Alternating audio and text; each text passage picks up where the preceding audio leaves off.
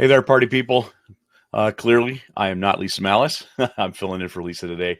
Uh, I'm Brian Derenski, and so today we're going to be talking about private galleries. So, as everybody, kind of gets settled in here, go ahead and chime in when you can, and let me know who's here and where you're from, and if you're using PhotoDay or you're not using PhotoDay. So, this is kind of cover quite a bit of the higher end features inside private galleries and captures. So if you're not familiar with that, feel free to take notes. So Larry, how you doing? How's South Texas doing? Still hot as blazes down there? All right, we got a couple of guys from Texas in here. Tim, how you doing? Sweet. I'm gonna let a few more people file in, just to have a bigger viewing audience here, and so I don't have to repeat myself. So anyway, honestly, I love private galleries. So that was one of the big features when I had signed up, that when they put it out there, really was, a game changer for me. I do composites and I need data, and it makes it a lot easier for me to manage that. But a lot of people doing schools need that private gallery as well. So it's a fantastic tool. It speeds the workflow. So no, not hot anymore. Okay, Larry. All right. Hey, we got a Boise, Idaho. What's up, Gino? All right, so I'm going to go ahead and get started. As people come in, just go ahead and chime in where you're from and what state you're in and all that, so we can kind of have an idea. But so we have an unmatched workflow in this aspect. So really, PhotoDay's workflow for private galleries is, in my mind and in my personal opinion, head and shoulders above other options. It makes the ease of picture days go so much faster. So let's talk about some of the detailed pieces going into PhotoDay here. We've got 3 gallery types. So you don't have to use private, but private is really more for needing that data, needing private galleries to separate people out and keep other people from seeing everyone else's photos. We have public and we have group, which functionality-wise is pretty much the same. These are the 3 access types, not just gallery types. It's really just access types. Public and group have the same feature set, but with a public gallery, you have the ability to create a custom URL that goes direct. It's called a deep link, goes direct to your gallery. So really great feature for things like events, receptions, weddings, that kind of thing, where you want to give people access right away to the images. You don't need to have them go through a whole bunch of marketing and all of that. Group and public have 3 different ways that you can sort by. Face find is one of them. Tags, I was going to say something else, but tags. And then, of course, you just find all. So those are the 3 access points for these 2 galleries. However, private galleries is really where the rubber meets the road with PhotoDay, is being able to provide a secure access point for each kid and their photos. So moving forward, is everybody able to see these slides? I'm going to make sure that they're actually being viewed, so that I'm not just the only one seeing them. Anyone want to chime in and make sure that I'm seeing these?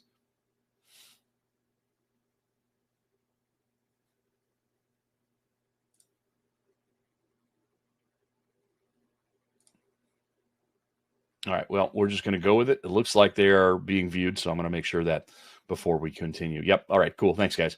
There's like a 15 to 20-second delay from the time that you type in your text to the time that I get it. So bear with me there. All right, so we're talking about data. So you have to collect some data. It is required. Honestly, the two fields in a spreadsheet that you need to have are the first name and the last name. They need to be in separate columns. Other than that, any other data that you collect is really more for sorting and ease of getting people into different groupings. So 4 ways we can collect that data. You can request it from the organization or the school. You can create a Google sign-up sheet and have them sign up. You can also, as you go, so we can use the Capture app as a method of entering data on site. So, and then of course, you can always reuse your data from a previous job. Say it's fall photos and you don't want to do all those reference photos over again. You can reuse the existing data for spring photos. So you can just download an export. Usually the I think it's not the subject matter or subject export. It's the, drawing a blank, guys. I'm sorry. Oh, it's the, um, man, the one with the service items. Man, I'm just drawing a blank. That was terrible. Service items export. So that'll export all of the images. So basically the first image in each gallery, or the featured image, if we get into that, as their reference photo for next time. And then you upload the CSV file to the new gallery. Then you upload the individual files back to that new gallery, and those images become the reference photos for the next gallery. So you can reuse data from other jobs, which is really actually pretty cool. Thanks, Nick. Unfortunately, that 15 seconds of me trying to go nuts is how long it took you to answer that. All right, so let's talk about this a little bit deeper. We've got some CSV formatting tips and tricks here. You always want to review your data. You want to make sure it's clean. By clean, I want to make sure that there are no rows that are empty. You do not want the row above the header column to have anything in it. Weird characters. There's a few that we advise not to use.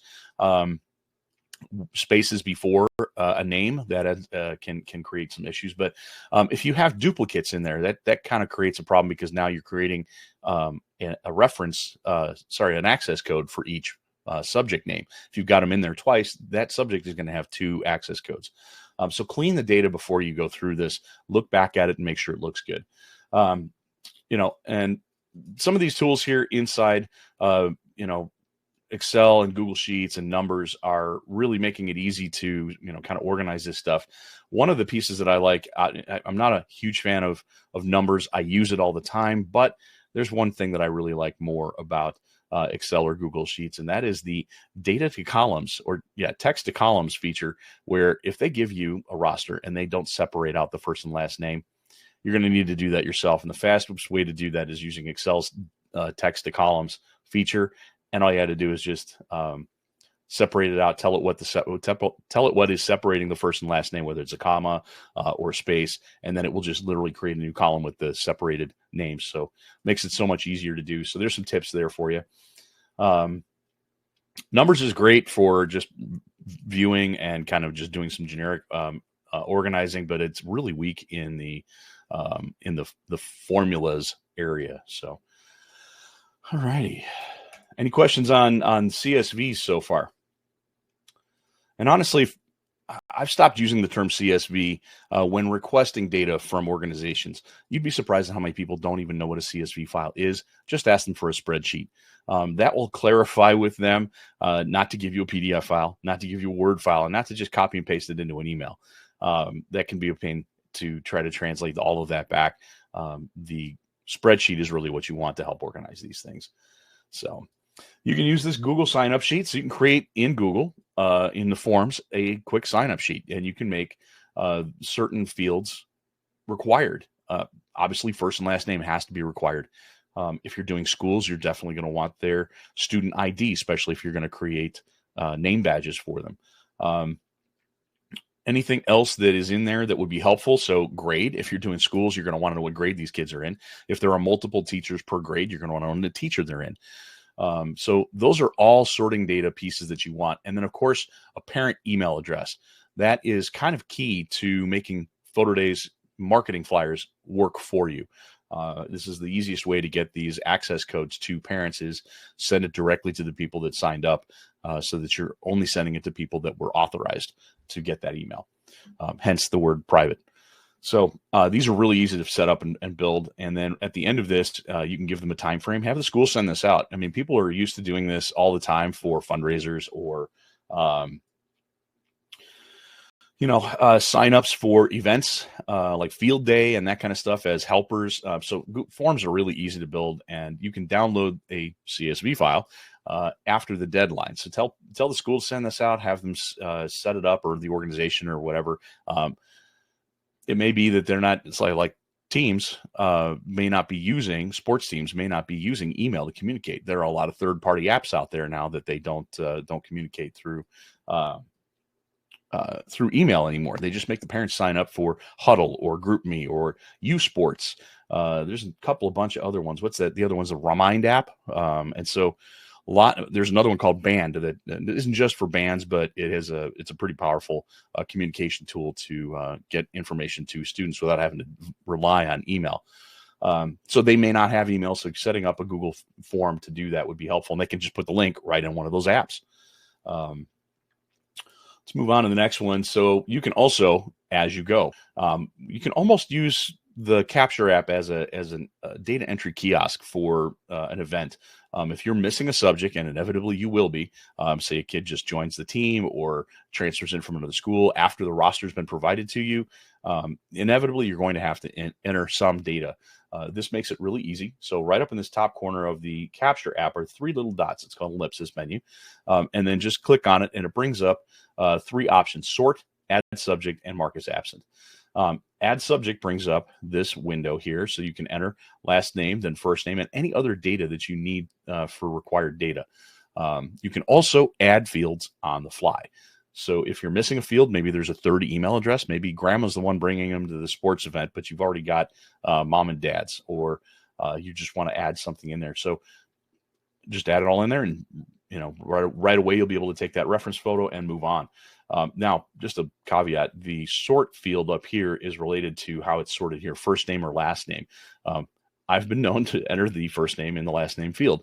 Then I have to go back and fix it. So be aware when you're entering this stuff that it's related to how the sheet is sorted. So last name, first name, and then all this other data.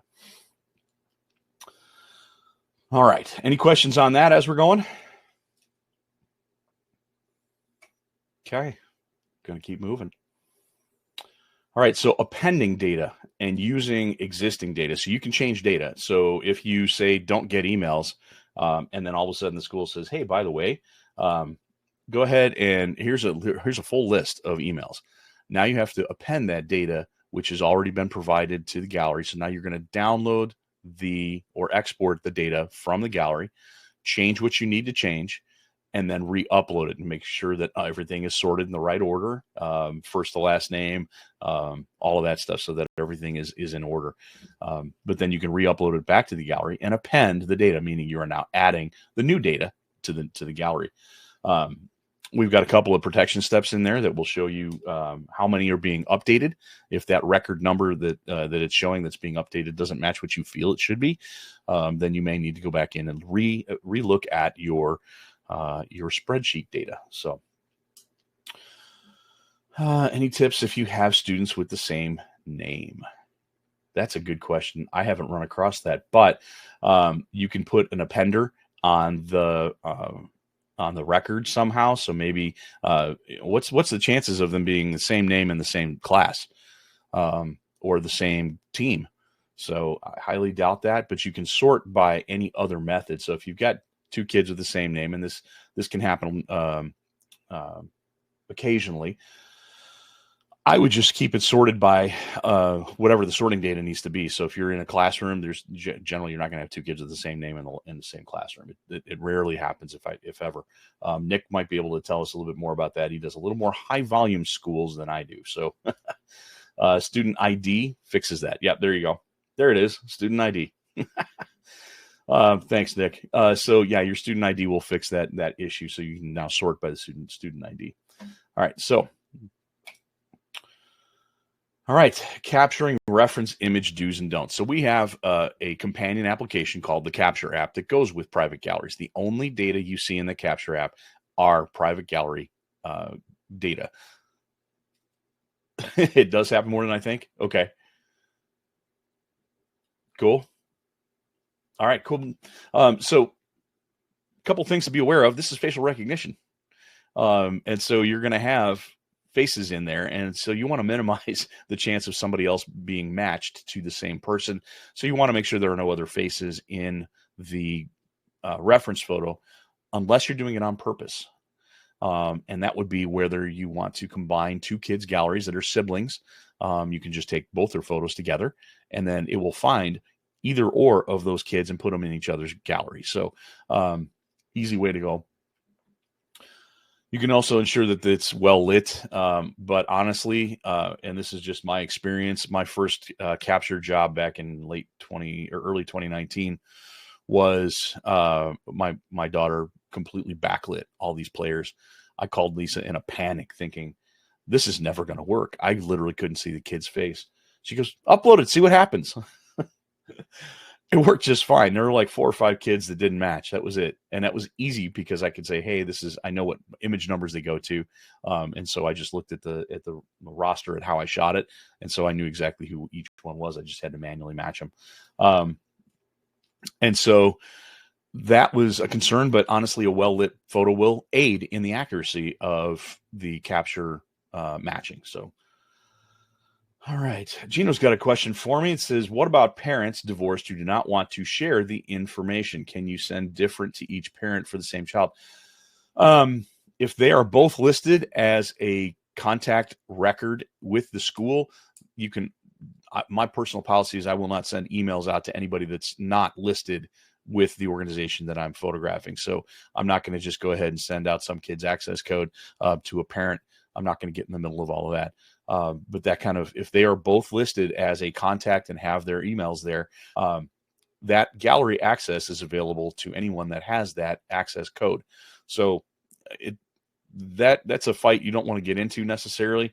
And so it's the same access code, the same images. They're going to do separate orders. They will create separate accounts. And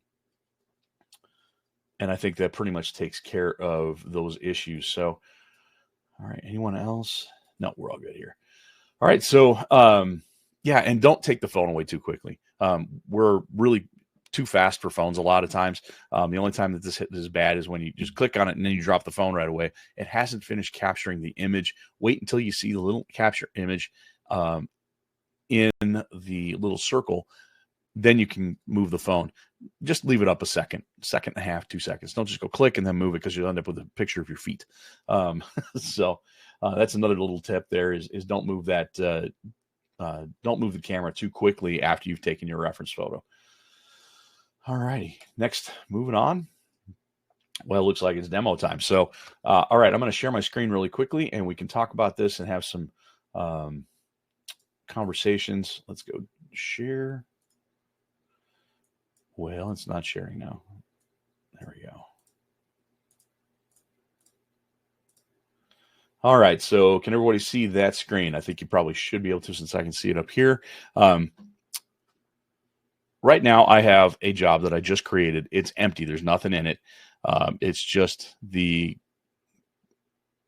that's interesting that it actually has an access code. It should be private. I haven't set up the gallery access yet. So I went through and built this job out.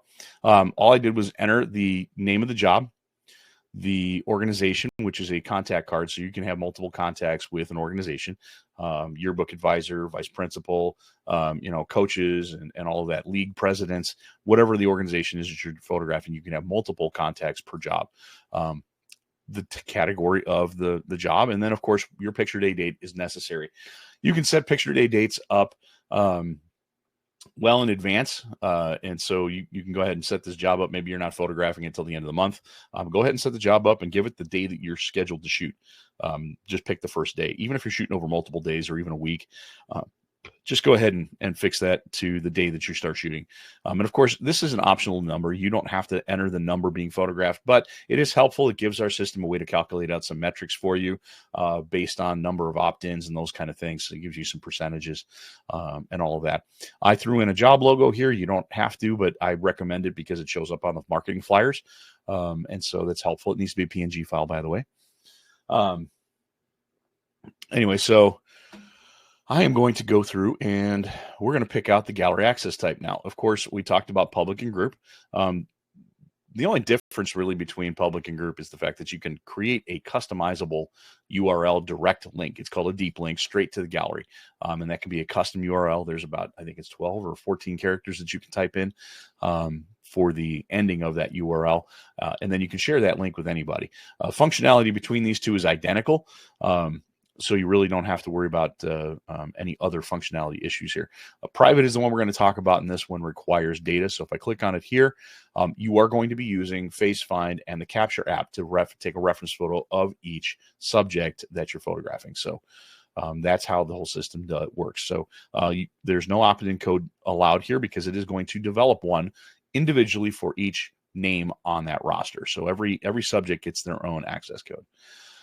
Expiration date, it can be set here. You don't have to set it right away. If you don't know when you want to expire this yet, maybe you don't even know how long it's going to take you to shoot the job or publish it, leave it open, and then you can always set an expiration date later. I recommend leaving it open 30 to 45 days, but that's not set in stone. Sales cycles can be as long as you'd like. What this does is it also allows an expiration campaign that goes out via text message to alert them that 7 days from now, 3 days from now, and day of, the gallery will expire. So it kind of motivates and creates some urgency around purchasing. So I highly recommend expiring these. You can always republish the gallery. There is nothing that says you can't. It's just as simple as changing this expiration date, hitting save, and then republishing the job. Now, no text messages will go out after a job has expired. You cannot resend the text messages that go out. All right, so, but you can request a custom promo. You can also send out another manual marketing flyer in your own, and we'll talk about all that. All right, so here it is. We're going to hit save. And all right, so we're going to set up the storefront. I can't continue any further without putting a price sheet in here. I'm not really going to go into advanced pays very much right now, so I'm just going to leave that alone. This is where you add your price sheet, is in the products list. Just pick your price sheet. I think I've got a demo one here that I can use. There it is. And then pick your subject theme. So whatever this is, let's just call this basketball and maybe cheerleading. All right, so well, let's just call it schools. I don't know, preschool, miscellaneous, and all right. So let's just leave it at miscellaneous. All right, cool.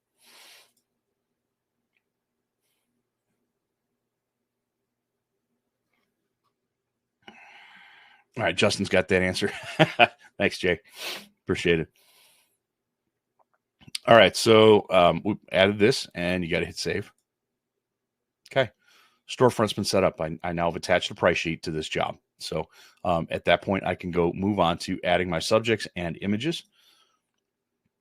All right, so to add your subject data, the subjects list lives right here. So we added this link here to add your subject data. Just click here and upload your CSV. I'm going to be working with a demo set of data here, and hopefully we can find that quickly today. You know what? I'm going to drop that in there. I think that might be, no, I have to do it manually. I have to go find it. All right, I know it's on my desktop. Capture app demo files. Nope. Yeah, I threw it in here thinking it would be, here it is, existing. All right, so here it is, Winter Park Elementary, and I'm going to add this in here. Okay, so here we have what you would have collected from the school. It is automatically recognizing these fields. Excuse me.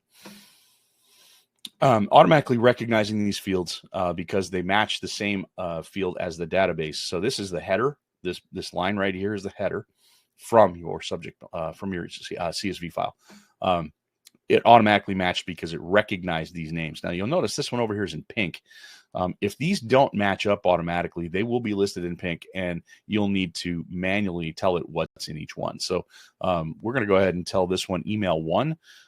It doesn't understand email 1. It only has email as the field. So email 1 would have automatically matched if it's an email just there. So now everything is matched. I don't have any, I may unmatch this for now. We'll see. Now we can do that. Since this is already data and it's already set up so that I know what images are in here, that's going to upload, or when I upload the images, it will match a reference image. But all of this, once it's all not pink, all you have to do is hit map. So now you're basically telling the database what is in each one of these columns. So go ahead and hit map. All right, looks like I got 4 subjects being uploaded and 4 subjects in the record, so that makes sense. And here is your database. So now you've got all your opt-in codes right here for each one. So that's the access that you're going to provide to each subject. And then I'm going to click done because there's really nothing else to do here. And so now you can see it has a placeholder for the Capture app images here, which I'm going to have to make sure that I start this up. All right. So, all right, that's it. So now all I have left is to go take reference photos. So I'm going to go grab a set of photos. And so here we go. Here's the list right here. So this is my database list. All right. And all right, so now I'm going to share my screen off my phone and log into the Capture app really quickly.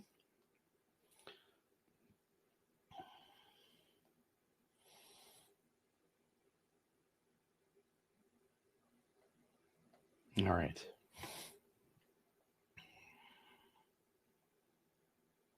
All right, my phone should show up right about there. All right, so I'm going to get into Capture. So you basically sign into your account. I have multiples here, so all right, and this is, there it is. And log in. All right, so now that I'm in here, you'll see, not now, it's asking me to change my password. And so I haven't, this is the live gallery. I have not matched anything up. I haven't uploaded any images or anything here. So I'm going to go ahead and click on it. It should ask me to enable syncing. You definitely want to enable the syncing on this so that it talks to the database on the server.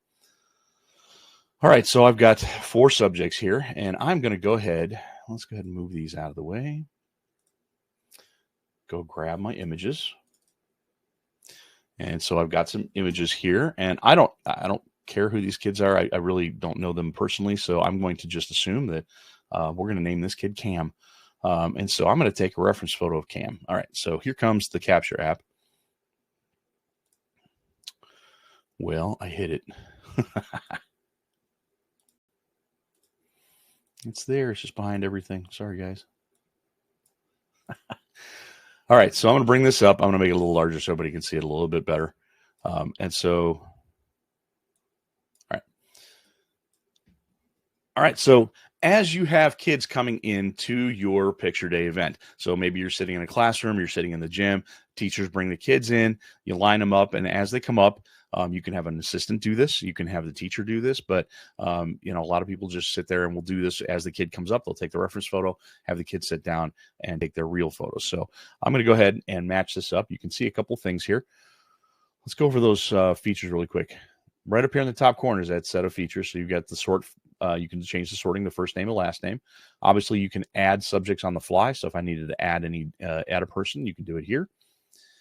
And of course, you can mark them absent. That can be helpful if you're going to plan out a makeup day. So you can send emails out to those that were absent.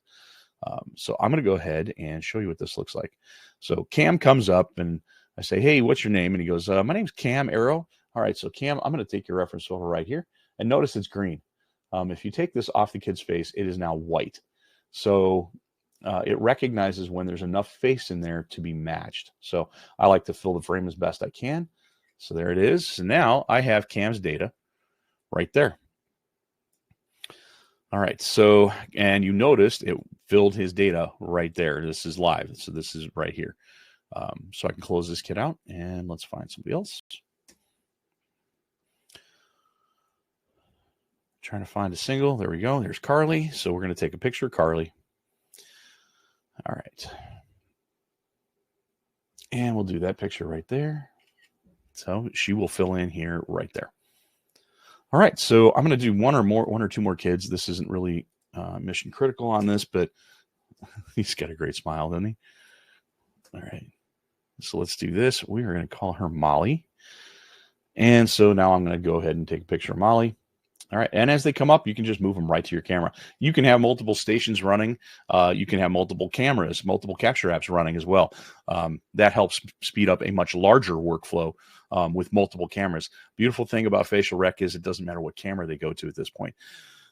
Excuse me. If you have one photographer that's a little bit busier than another, and just funnel them where the flow works best for you.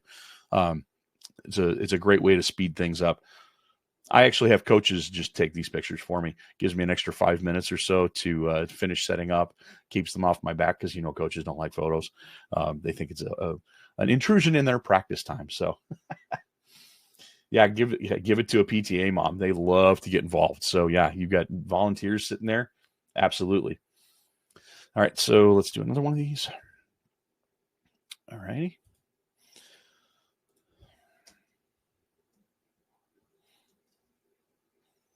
I want a more straight on one. It really won't matter. It'll take any photo I upload here. And we'll do that. Okay, so Alana. All right, Alana, we're just going to take your photo. There it is. Now, that was a pretty crappy photo. We'll see if it matches. It probably will be just fine. I moved that camera beforehand. If you want to take a look at your images, you can just view the subject. It's right there. And it's slightly blurry. Now, if I want to retake it, I can. Now I can just go right up there and hit retake. There. And now it's retaken it and it's uploaded. So that's pretty much it for the capture app. There's really not a lot left to explain here. You can, okay, so the subjects listed here, if I can find the phone again.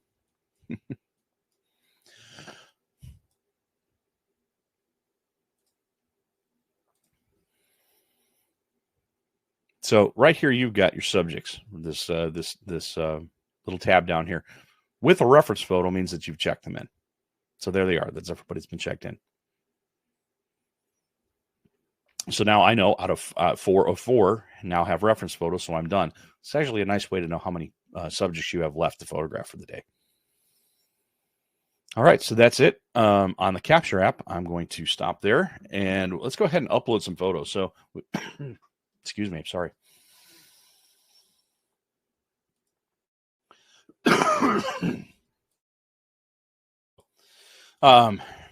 Let's go ahead and upload some photos. I'm going to grab that folder full of photos. I'll just grab it in here.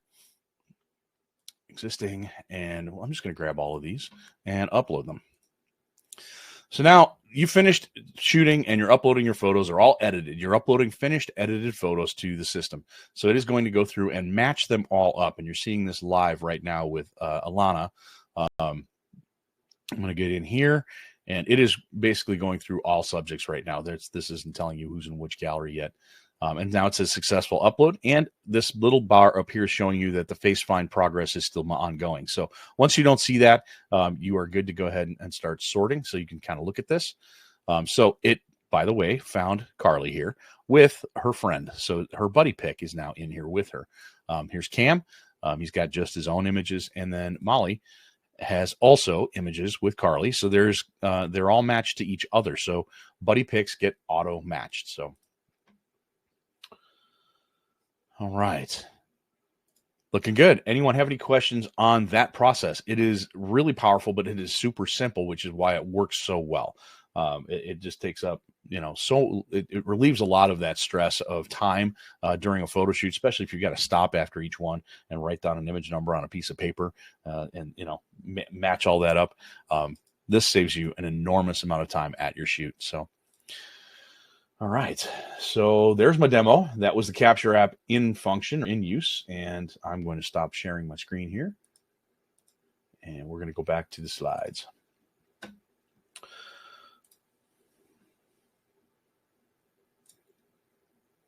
All right, so we are way off here. All right.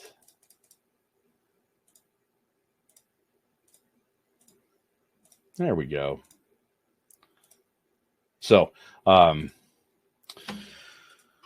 okay, so we featured the photos. We have not featured the photos. So let's go ahead and show you right here at the bottom of this little photo is a star. So you can star that and feature it in the gallery. So that would be the one I would pick for her yearbook photo. Or if you're doing composites, you can pick out the one you'd want to use to build a memory mate, or the one you want to use to build the team. When you export data, that selection, that file number will actually be in a column called featured photo number or featured photo. It helps you be able to sort those out and find them faster on your computer. So, all right, I can actually share that and show you again. All right, let's go back to this really quick. Right here is the star that I was talking about. And so you can just go ahead and feature this out. Pick the one you want to use. Let's just pick the pouty one here. There we go. So that one's now her featured photo, and you can go through and just pick each one of these you want. Let's just say that's her featured photo, and there we go. We'll pick that one with the hands down, and that one. So all my featured photos are here. So anything that exports will pick this photo first. If you don't have a featured photo, when you do an export, you can select or choose how it's exported. And maybe you choose the first image taken. You can choose the last image taken when you export. You can also select a specific keyword for it to find, or a specific word for it to find. So maybe you've named your file before you even upload it out of Lightroom. You can export your file with an appended file name like FF for featured, FP for featured photo, whatever you want, underscore FP for that file name, and then you know that that's the one that will be selected when you export out. So that's great for doing it faster, having your photos done before you even upload them. All right, so that's the featured photo section. Let's get back to this. All right, so we've talked about this feature photo. Any questions on that as we're going through? All right. Keep on going here. I got another about 15, 20 minutes we can spend. Oh, communication options. Yeah, we've got a lot of communication options. Really, we are communicating over both text and email. We have manual marketing flyers, which you will create and send out. There are different versions and different layouts of that information, and can be used many, many ways. Let's see if there's something here. So if you want to turn on now, there are automated email campaigns and automated text messages. If you want to do an advance pay, you're going to need to turn it on, and it needs to be in the campaign item turned on. So you're going to need to toggle that little button there on. You probably can't see my screen because I'm not sharing that. All right, I've got my mouse over it, and nobody can see it. So I'm used to doing these one-to-one, folks. All right, so toggle that on, and you'll have the advance pay text messages going out, or emails going out as well. Text messages are automatic. They are going to go out. You cannot format, change, or reword the text messages that are going out on PhotoDay. We do that on purpose. There's some guidelines that have to be held, and we have to protect our short code from information being spammed out there. We don't want to allow anything to be sent out. It needs to be clear. So we've got it set. Our marketing team has done a fantastic job distilling it down to just the bare minimum of what needs to go out. Of course, you're stuck with 140 characters with text, so it needs to be short and pithy. All right, so that is email campaigns and auto campaigns. Now, next slide here.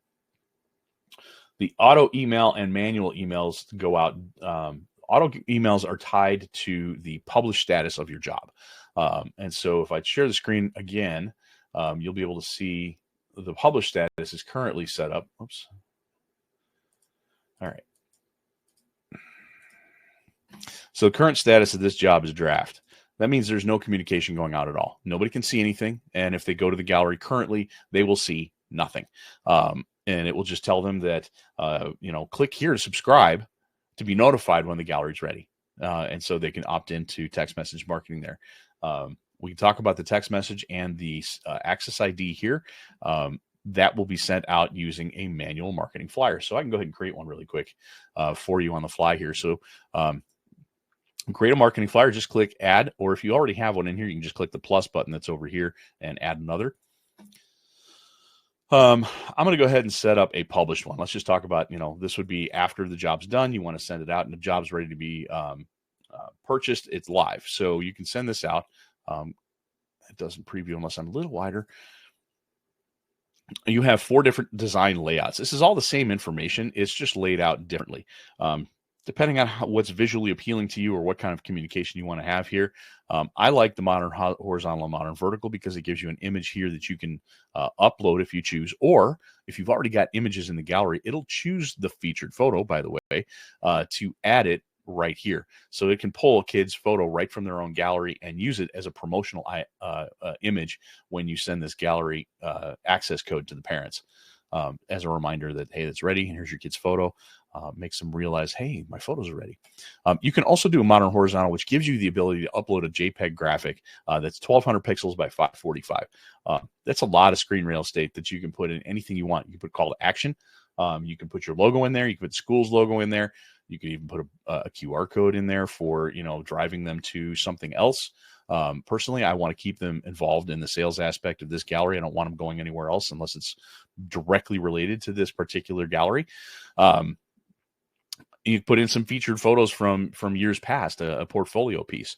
But this is a lot of room for you to use to kind of get your message out when it doesn't fit in the 280 characters that you can change right here.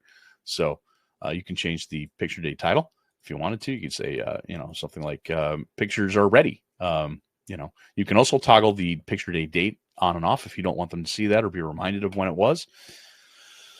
I'm all about keeping this as simple as possible. I want to make these short and actionable. I really don't want to spend or put a lot of words into this. You do not need 500 or 1,000 characters to get your message across. If you think you need to do that, you might consider breaking your message up into multiple marketing flyers. Short, actionable items. Parents are busy. They do not have time to read a novel. If you want 500 characters, I can guarantee you they're only reading the first 30 or 40 and they're done. So put in here something quick and easy for them to do. One of the things that I've been doing, and it's been a long time, but is I use in this featured image here an iPhone graphic that used to be on one of our banner resources that you can find up in the resources here. Saved it out, but I love the little graphic because it's self-contained. It circles the text field. It also circles the message field and says access code here, phone number here. Pretty simple. All I wanted to do is take this access code and text it to 90738. Sorry. All right. So what that does is it automatically opts them into text message marketing. They're going to get a text message that says, you are now receiving information about this gallery. Text stop if you don't want it. So that's the opt-in process. They are given the information and told that if they don't want this, they can click stop. And then once the gallery is published and they have subscribed to their gallery, if you change it to advanced pay, it'll send out an advanced pay text message and email if you choose to toggle that on. If you don't, then it'll just send it by text. You can also, just saving that so that it saves. You can also change it from draft down here to published. Once you publish this is very important to understand. Once you publish the gallery, it kicks off the SMS and text campaigns and the emails. Those campaigns cannot be stopped, nor can they be restarted. So you're going to end up, once you start that, we won't restart it again because we don't want to spam your customers. So, if you go, oh crap, I didn't want to do that. I'll publish here. Okay, now I'm back to advanced pay. It sends out another text message. Okay, it's advanced pay. Now I'm back to publish. Now, all within 10 minutes of each other. You definitely don't want to do that to them. So we don't allow that to happen, which is why that process works. Once that happens, they get 5 emails and 5 text messages. I believe the first day, the third day of publish. I believe it's the 14th day and the 20th day and the 30th day. Justin, correct me if I'm wrong. I can't remember that middle one when that campaign goes out. What time frame or date? I know it's first and the third. I can't remember if it's the 14th or the 20th, and then the last day. So the expiration date. Now, if you set an expiration date that's further out or closer, it will skip the expiration one and put in the expiration campaign that is 7 days, 3 days, and day of expiration. So it'll give you 3 more text messages to go out. That campaign is only text messages. So you really want to get people to opt into your gallery. All right. So that is this. And then I'm going to go ahead and upload this little photo because right here are your details. You can change your picture day information here. You can change your description here, but you get to upload your own photo here unless you want to use the image from the gallery. Show where to sort the flyers. It's hidden in the drop down. Yeah, I can do that. Let me grab this off my desktop. I just cleaned everything up off my desktop.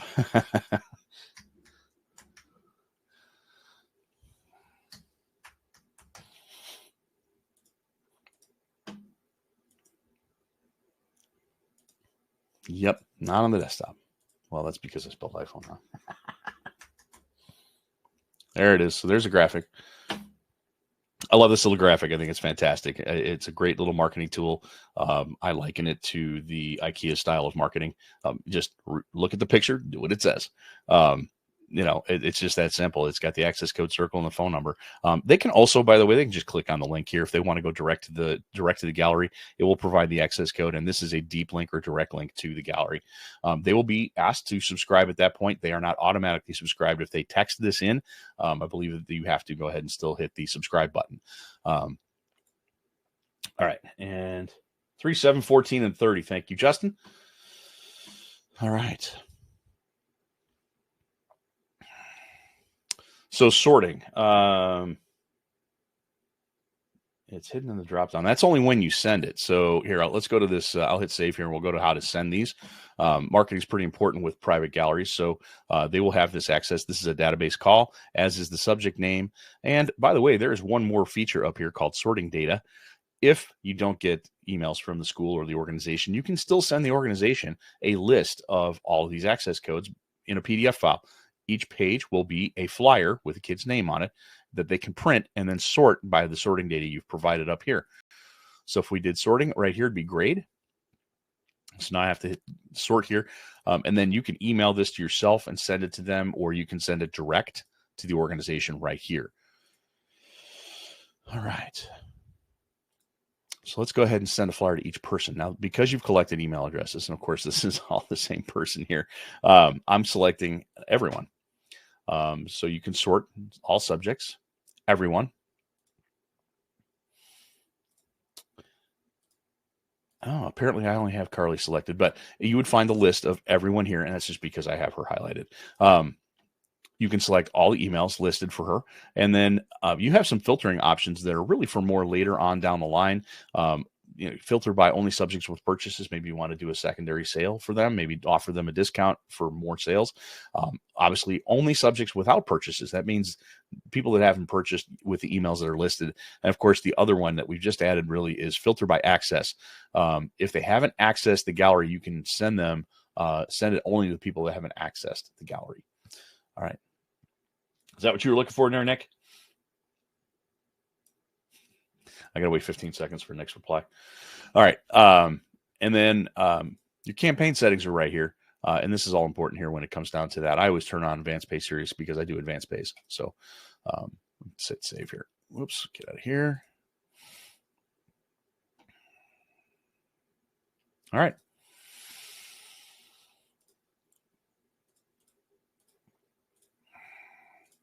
Come on. I'm just trying to unshare my screen. There we go.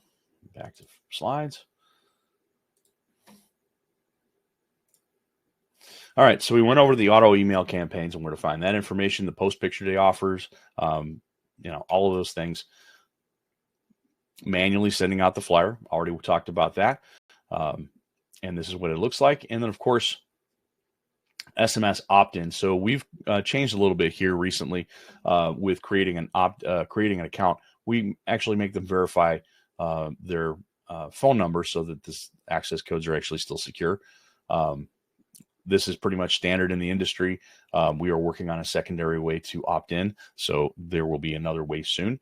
But this is the SMS opt-in. So when they text, if they text directly the access code, all they have to do is make sure that they verify their phone number here, and then they're opted in. So you can do that with account creation as well. And so here is the opt-in emails or text messages. Sorry, the text messages that go out. They can choose to not get these. If they don't want a text coming to them, they can just toggle that off using that little green toggle there. But this is the access code and what the text message looks like when they do the SMS opt-in. All right.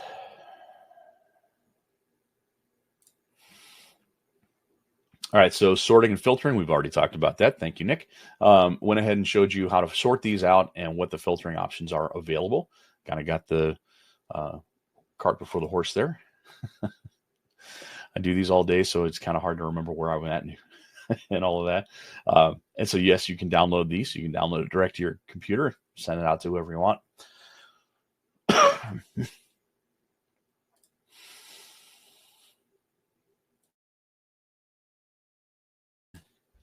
All right, and exports. You have four or five different exports. You can now actually figure out which one you want to use. So you can use any one of these and change the file type that is being sent. So whether it's a CSV or a text file, that's actually a new option here. I can share that with you and kind of show you a little bit more. I'm at about 10 more minutes here. I want to get through this and get to, we have some trivia. So if you stick around long enough and you're not bored to tears here, we are going to ask you some trivia questions where you can actually get $25 Amazon gift card. So stick around and play the game with me here. So exports, you've got Yearbook, which is PSPA. It's been around forever. That format is pretty much standardized across the industry. This one filters all the subjects from your private gallery into individual folders for each sorting data that you have. So maybe grade, and you tell it what to do when you're exporting. You can sort by grade or any other of the sorting data. School admin software also is a text file.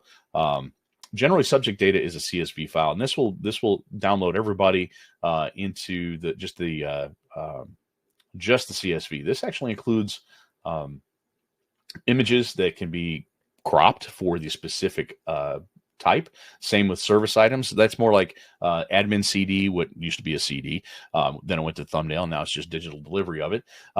So service items like ID cards. That's another system that uses this process. So anyway, that's kind of where we're at with that. And then, of course, compositing data helps with using Pixnub software to create your composites. It works for other things as well, but it exports more focused on the image number and not the subject name. The other ones are more geared towards the subject name being emphasized. The compositing data one requires each image file to be on its own row, not each kid with all the massive amount of image files with each one.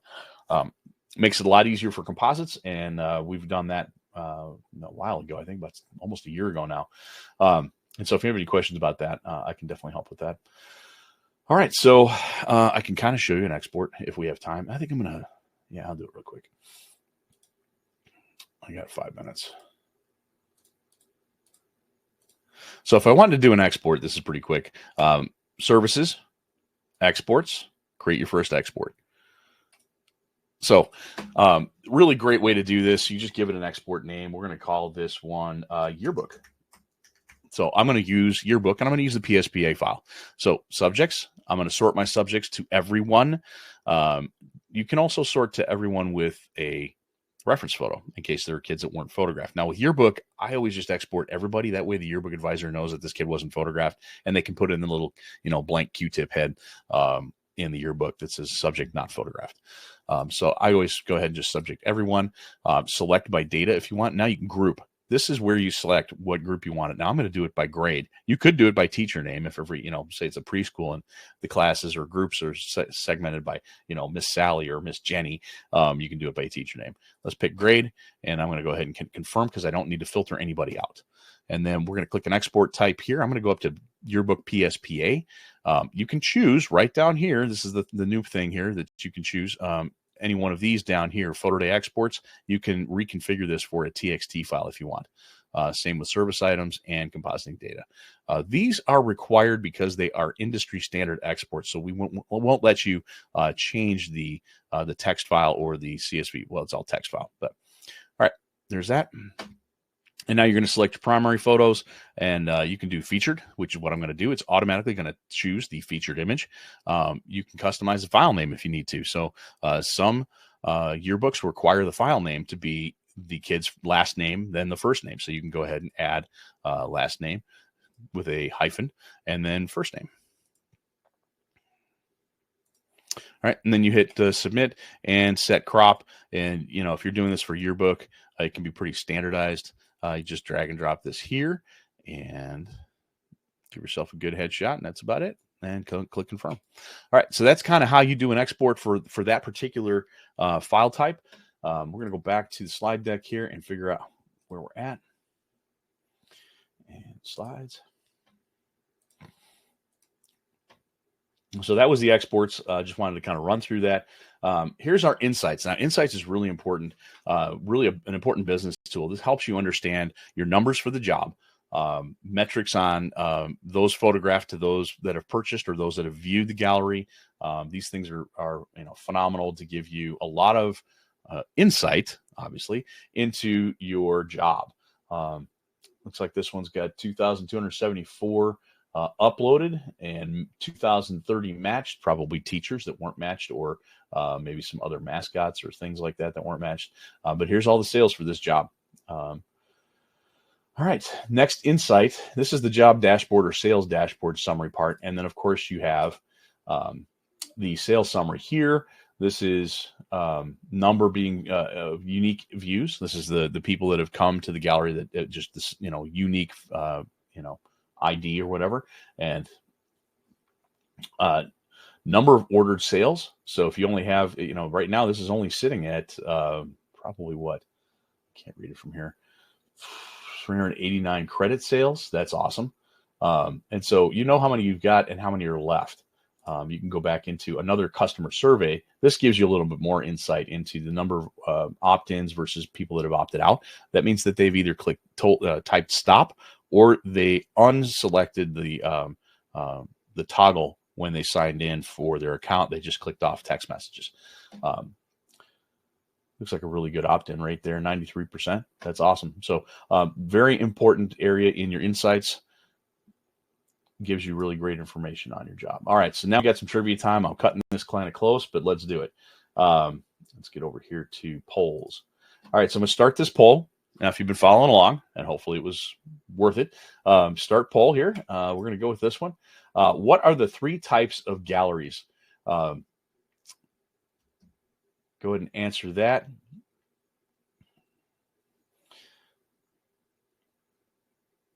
Couple of trick questions in there. I like it. All right. All right. So let's hit publish here on that one. No, I have to hit publish for you guys to see it. This is my first time using polls in Webinar Jam. So, yeah. All right. 3. I'm going to give you 5 more seconds to answer that one. 5, 4, 3, 2, 1. All right, ending the poll. All right, so everybody got it right who answered. So it is private, public, and group, of course. Let's go back down to the chat. All right. Let me go back to the poll. I'm going to go ahead and do another poll. So,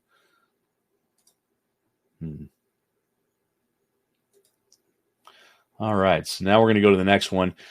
This one is, how can you collect data? I'm going to give you about 20 seconds for that.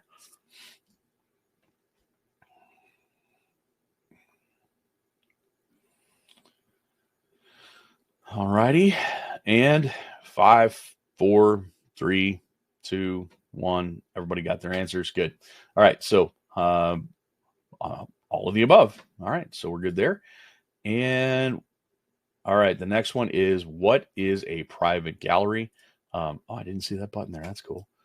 All right, so what is a private gallery?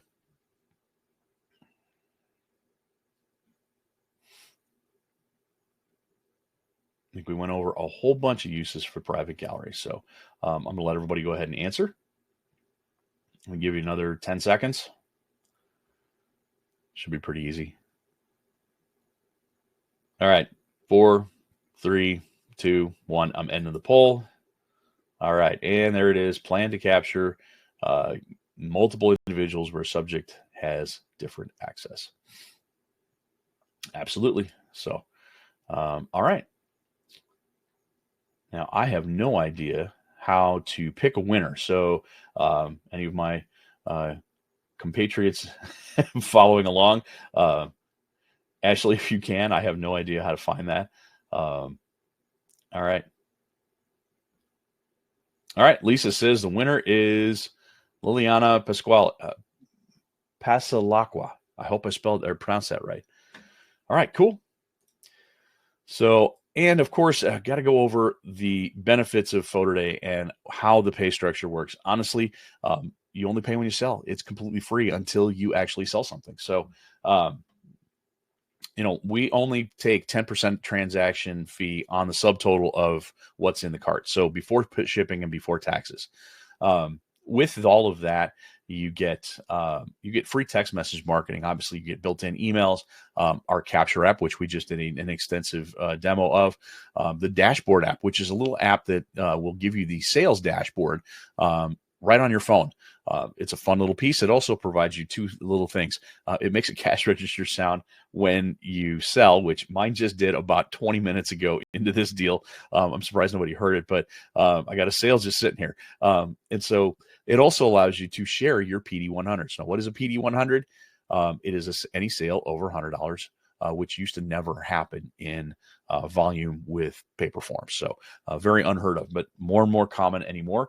Obviously, another fee we've got here is 2.9% credit card processing and a 30-cent transaction fee, but you have no lab bill.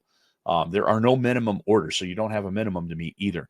They can order a single 5x7 and check out and have it shipped to them direct. Lab costs come straight out of each order and go directly to the lab. Same with the credit card processing. And so there's really nothing you need to save and save up for at the end of the month.